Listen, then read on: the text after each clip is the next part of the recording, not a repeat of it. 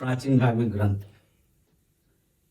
Prelims और mains, प्राचीन धार्मिक ग्रंथ से बहुत से प्रश्न फंसते हैं, मेंस में भी और प्रीलिम्स में भी पूछे जाते हैं। यदि पीएससी की आप शुरुआत कर रहे हो, तैयारी कर रहे हो पीएससी की, सबसे पहले मेंस की तैयारी करो। मेंस से अर्थ है मेंस लिखने की शुरुआत करो, टॉपिक को लिखने की कोशिश करो कि कैसे टॉपिक को लिखा जाता है। पढ़ने के बाद लिखना जरूरी है। प्राचीन धार्मिक ग्रंथ, तो प्राचीन धार्मिक ग्रंथ से आशय है बौद्ध ग्रंथ, जैन ग्रंथ और हिंदू ग्रंथ। प्राचीन धार्मिक ग्रंथ में बौद्ध ग्रंथ शामिल है, जैन धर्म और हिंदू धार्मिक ग्रंथ। प्राचीन धार्मिक ग्रंथ, हिंदू धार्मिक ग्रंथ,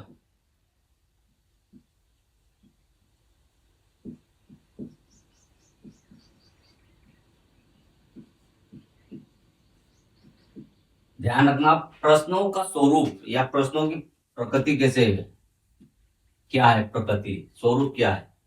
हिंदू धार्मिक ग्रंथ को वैदिक ग्रंथ भी कहते हैं। तो हिंदू धार्मिक ग्रंथ में क्या शामिल है, कौन कौन से ग्रंथ शामिल है। सबसे पहले वेद, उपवेद, वेद, उपवेद, ब्राह्मण ग्रंथ,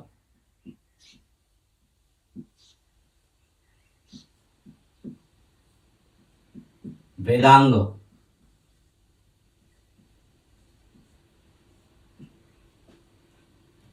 उपनिषद,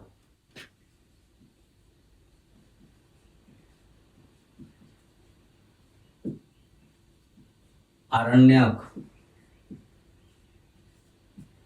और रामायण,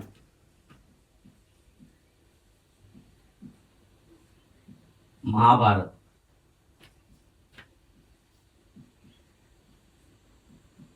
तथा पुराण।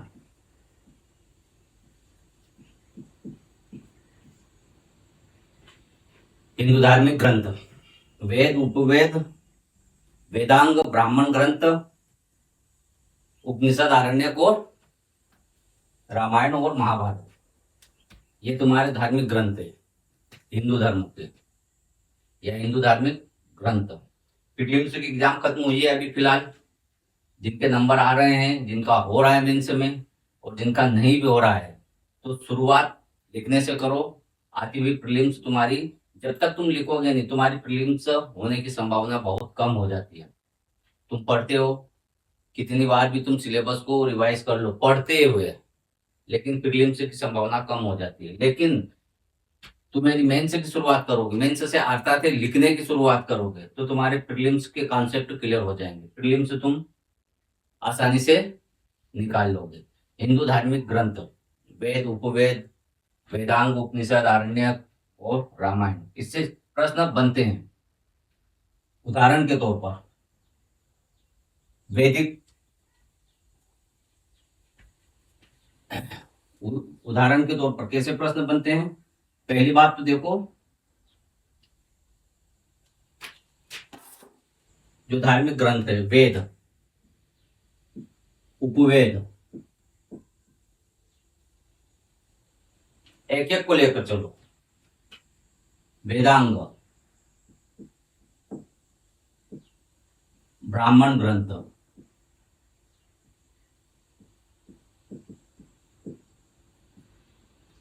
वेद क्या है, उपवेद क्या है, वेदांग क्या है और ब्राह्मण ग्रंथ, इनसे प्रश्न कैसे बनते हैं।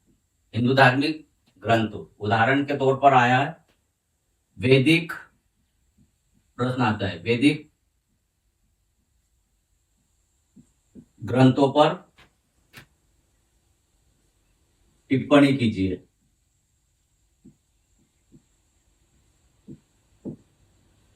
वैदिक ग्रंथों पर मेंस, इसमें तुम्हारी प्रीलिम भी शामिल है, जिनको यदि थोड़ी सी बारीकी से पढ़ोगे तो प्रश्न आता है तुम्हारे मेंस में, 1 लाइनर या 2 लाइनर।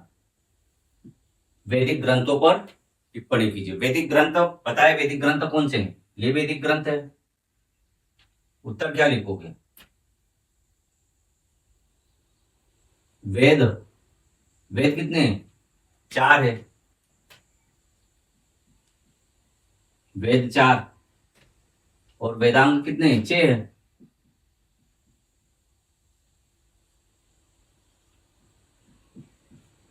वेदांग 6 है। ये तुम्हारे उपवेद, तुम्हारे वैदिक ग्रंथ है। वैदिक ग्रंथ कौन से? हिंदू ग्रंथ जो है वैदिक ग्रंथ कहलाते हैं। उपनिषद,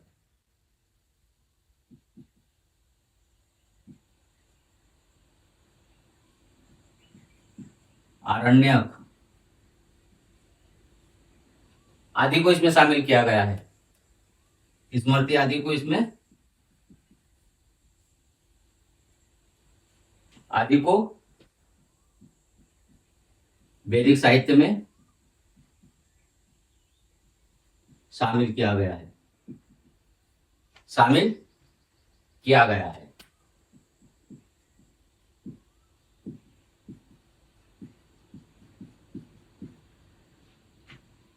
वैदिक ग्रंथों पर टिप्पणी कीजिए। तो क्या है वैदिक ग्रंथ? हिंदू धार्मिक ग्रंथ कौन कौन से? वेद, उपवेद, ब्राह्मण ग्रंथ, आरण्यक, स्मृति, रामायण, महाभारत, पुराण, ये वैदिक ग्रंथ है। तो उन पर टिप्पणी कीजिए। तो बता दो। अब सबसे पहले वेद क्या है?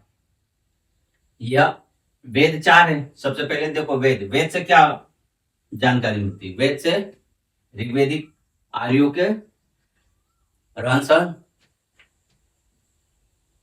की जानकारी मिलती है। उनके ऋग्वेदिक आर्यों के सामाजिक, आर्थिक और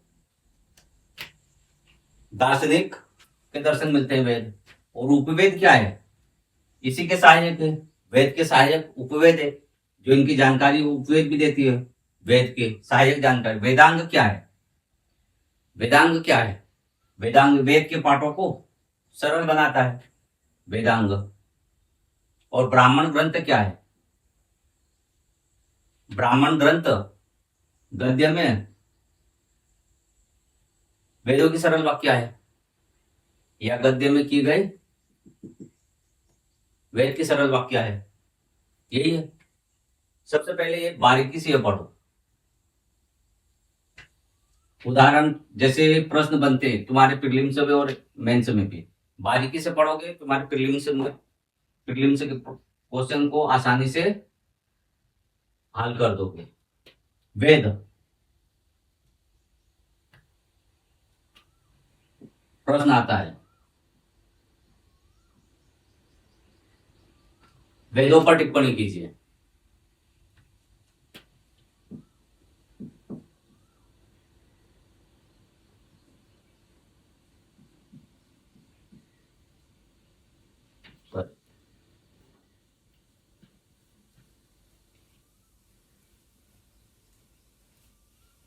चार वेद और उनकी विषय वस्तु, प्रश्न आता है। 4 वेद मालूम है? 4 वेद क्या है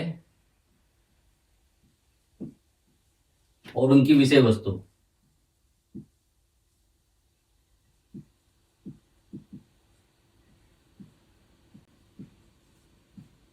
चार वेद और उनकी विषय वस्तु। 4 वेद मालूम है? ऋग्वेद, यजुर्वेद, सामवेद और अथर्ववेद। 4 वेद हो गए, ऋग्वेद, यजुर्वेद, सामवेद और अथर्ववेद। ऋग्वेद में क्या है? ऋग्वेद की विषय वस्तु क्या है? ऋग्वेद की विषय वस्तु क्या है? ऋग्वेद आर्यों की सामाजिक जानकारी मिलती है, आर्यों की राजनीतिक सामाजिक जानकारी मिलती है, या उनकी व्यवस्था पर प्रकाश पड़ता है। ऋग्वेद में क्या है? ऋग्वेद की। यजुर्वेद क्या है?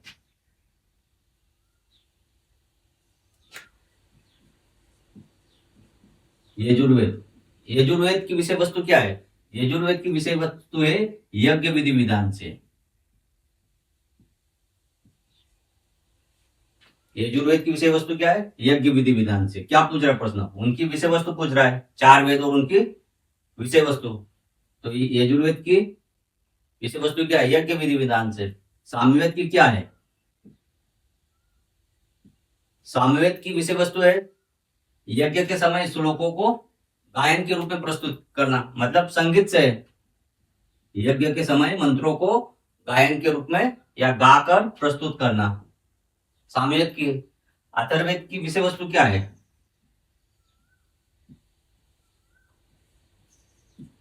अथर्ववेद, अथर्ववेद की ऋग्वेद, ऋग्वेद के जीवन, लौकिक जीवन का वर्णन है।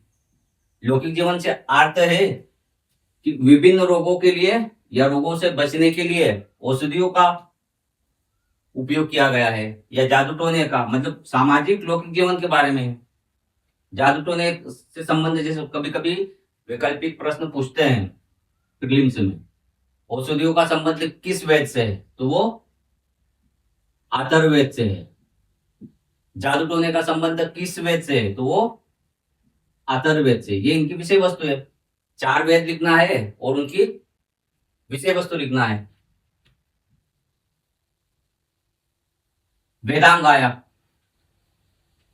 ये तुम्हारे प्रीलिम्स में भी प्रश्न बनते हैं। वेदांग आया, तो वेदांग कितने हैं?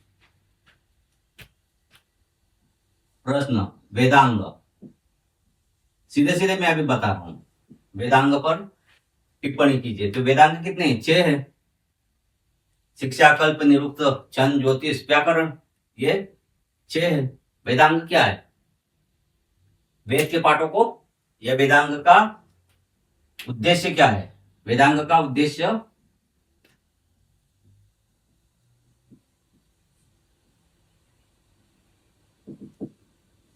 उद्देश्य क्या है? तो वेद के पाठों को सरल बनाना। उद्देश्य क्या है? वेद के पाठों को सरल बनाना। इनकी संख्या कितनी है? 6 है। शिक्षा, कल्प, निरुक्त, छंद, ज्योतिष, व्याकरण, वेदांग जैसे 6 वेदांग है, तो 6 वेदांग में से कल्प आ गया। कल्प क्या है? ये वेदांग है, विधि विधान से संबंधित वेदांग है, विधि विधान से संबंधित वेदांग है। इसमें स्रोत सूत्र, ग्रह सूत्र और धर्म सूत्र शामिल है। कल्प क्या है? वेदांग है। उत्तर क्या लिखोगे? विधि विधान से संबंधित वेदांग है, जिसमें स्रोत, ग्रह और धर्म सूत्र शामिल है। ब्राह्मण ग्रंथ मालूम है आप लोगों को? 4 ब्राह्मण, सॉरी, हर वेद का एक ब्राह्मण ग्रंथ होता है। हर वेद का एक ब्राह्मण ग्रंथ होता है। उससे पहले उपवेद,